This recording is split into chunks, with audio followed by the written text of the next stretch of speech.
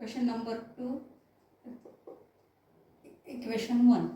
3a plus 5b is equal to 27. a plus 5b is equal to 22.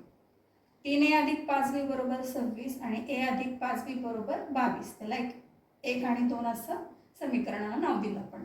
आता इथं सहगुणक समान आहे. बीचा सहगुणक समान असल्यामुळं आपल्याला एकतर बेरीज किंवा वजाबाकी करावी लागेल. तर 5b आणि 5b इथं काय आहे, समान चिन्ह आहेत. समान चिन्ह आहे म्हटल्यानंतर आपल्याला त्याची वजाबाकी करावी लागणार.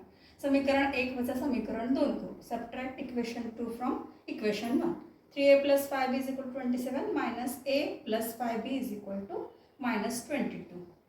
आता इथं काय होणार, वजा असल्यामुळे ते पुढची सगळी चिन्ह बदलणार. 3a मधून 1a गेला, 2a राहिले.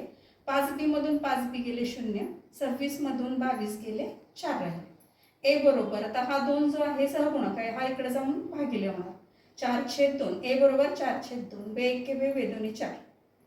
a बरोबर 2. a ची किंमत किती आली, 2 आहे.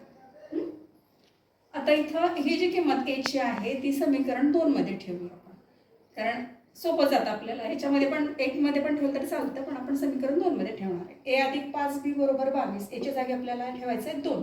2 अधिक 5b बरोबर 22. इथं अधिक 2 आहे, तिकडे जाऊन होणार वजा 2. 22 मधून 2 गेले 20 राहिले. 5b बरोबर 20. आता इथं गुणिले 5 आहे, तो जाऊन भागिले होणार आहे. 20/5. b बरोबर 20/5. 5 1 5 5 20. b ची किंमत आली 4. a बरोबर 2 आणि b बरोबर 4 ही समीकरणाची उकल आहे.